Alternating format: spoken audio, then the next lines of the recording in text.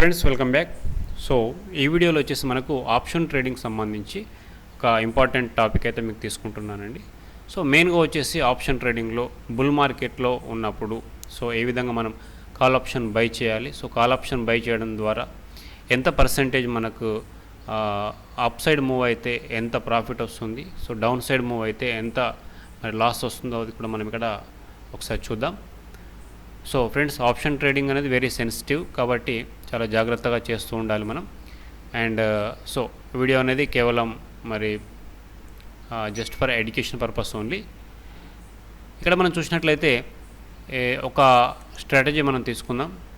So ఇది వచ్చేసి మనకు నిఫ్టీ ప్రజెంట్ వచ్చేసి మనకు 22,535 వద్ద అయితే మనకు ఉన్నదన్నమాట.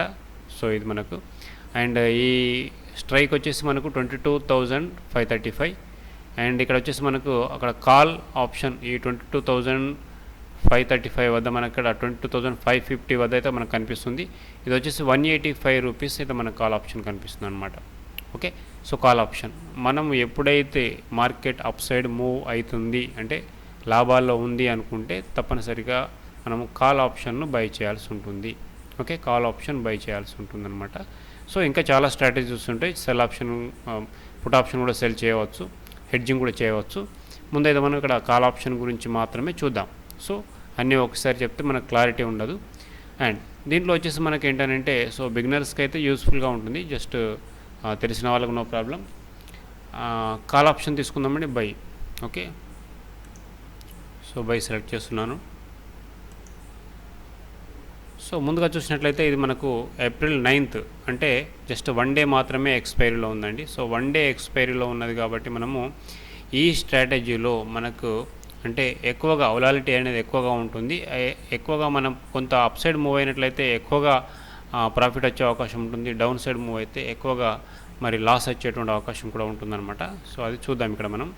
సో దీనికి కాను మనకు కాస్ట్ అనేది ఇక్కడ మనకు కనిపిస్తుంది. ఈ పర్చేజ్ చేసినందుకు సిఈలో పర్చేజ్ చేసినందుకు మనకు 13,883 రూపీస్ అయితే మనకు కనిపిస్తుంది అనమాట. సో ఇది మ్యాక్సిమం మనము ఆ ప్రీమియం కొనడానికి ఏదైతే మనకు ఈ ఆప్షన్ బై చేయడానికి ఇది మనం అమౌంట్ పే చేస్తున్నాం. సో 13,883 అనమాట.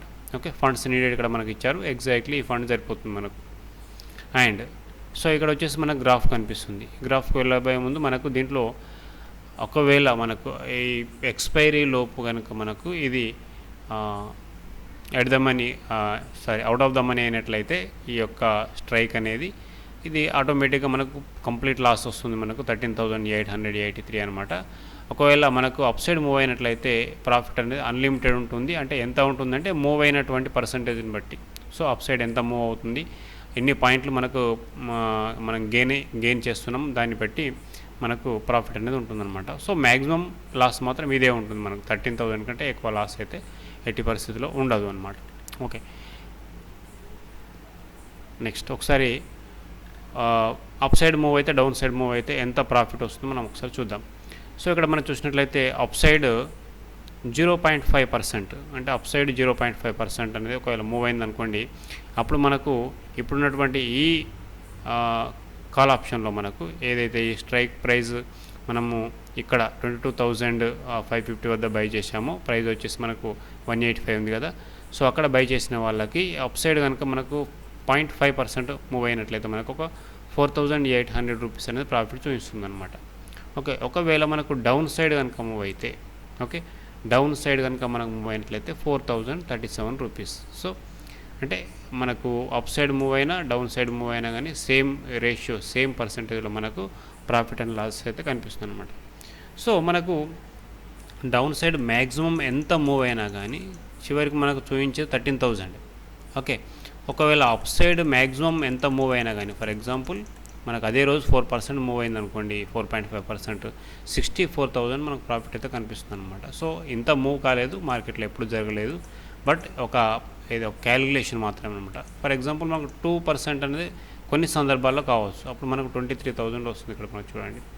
సో ఇట్లా మనకు కాల్ ఆప్షన్ సో పర్సంటేజ్ ఎంత అప్ సైడ్ మూవ్ అయితే ఎంత డౌన్ సైడ్ మూవ్ అయితే దాన్ని బట్టి ప్రాఫిట్ అండ్ లాస్ అనేది మనకు కనిపిస్తుంది అనమాట. ఒకవేళ మనకు సో అప్ సైడ్ 0.5%తో మనకైతే 4800 కనిపిస్తుంది కదా. సో అదే రోజు మనం ఎక్స్పైరీ రోజు వరకు వెయిట్ చేసినట్లయితే సో 0.5% మూవ్ అయినప్పటికీ కూడా మనకు 6400 అనేది లాస్ కనిపిస్తుంది. బికాజ్ ఆఫ్ మనకు ఇది ఏప్రిల్ 9th అంటే జస్ట్ నేను 1 డే ఎక్స్పైరీ మాత్రమే తీసుకుంటాను.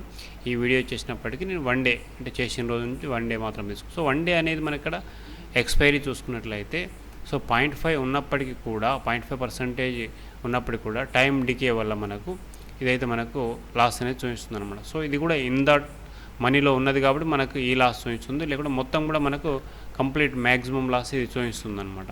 ఓకే, ఫర్ ఎగ్జాంపుల్ 1%కి వెళ్ళింది అనుకోండి, అప్పుడు మనకు 1900 అయితే చూపిస్తుంది. అంటే ఎక్స్పైరీ టైం వరకు కూడా మనకు ప్రాఫిట్లో ఉన్నది అని అంటే 1%తో కూడా ప్రాఫిట్లో ఉన్నది అంటే ఇది మాత్రమే అమౌంట్ మనకు ఎక్కువ వస్తుంది అనమాట. ఓకే, సో ఇట్లా మనము చూసుకోవచ్చు అనమాట. ఇది మనకు కాల్ ఆప్షన్కి సంబంధించి ఇది ఇట్లా ఉంటుంది. ఓకే, దీనిలో మనకు రిస్క్ అండ్ రివార్డ్ రేషియో అనేది సో అన్లిమిటెడ్ ఇక్కడ కనిపిస్తుంది అండ్ లాస్ అనేది ఇక్కడ మనకు కనిపిస్తుంది. ఎగ్జాక్ట్లీ ఇదే మనకు ఉంటుందన్నమాట. సో ఇది కాల్ ఆప్షన్ బై చేసినట్లయితే మనకు నిఫ్టీ అనేది ఎంత పెరిగితే ఎంత ప్రాఫిట్ వస్తుందని చెప్పేసి. సో ఇక్కడ మనకు అన్లిమిటెడ్ ప్రాఫిట్ ఎందుకు అన్నారని అంటే మనకు అన్లిమిటెడ్గా మనకు పెరిగింది అనుకోండి, ఇక్కడ 1 lakh కూడా మనకు కనిపిస్తుంది. సో 7% పెరిగితే మనకు 1 lakh కూడా కనిపిస్తుంది. సో అన్లిమిటెడ్ అనేది ఇక్కడ మనకు జస్ట్ నామమాత్రం కనిపిస్తుంది. కాకపోతే ఇది మనకు యాక్చువల్గా ఇంత పెరగదు కాబట్టి సో దాన్ని బట్టి మనం చూసుకోవాలన్నమాట. ఓకే, సో ఇది అనమాట. ఇది మనకు కాల్ ఆప్షన్కి సంబంధించినటువంటి బుల్ మార్కెట్లో మన కాల్ ఆప్షన్ ఒకవేళ తీసుకుంటే ఎలా ఉంటుంది అన్నది మీకు క్లియర్గా ఎక్స్ప్లెయిన్ చేయడం జరిగిందనమాట. సో బిగినర్స్కి అయితే చాలా యూస్ఫుల్గా ఉంటుంది. నెక్స్ట్ మరొక వీడియోలో మళ్ళీ కలుసుకుందాం. Until then thank you.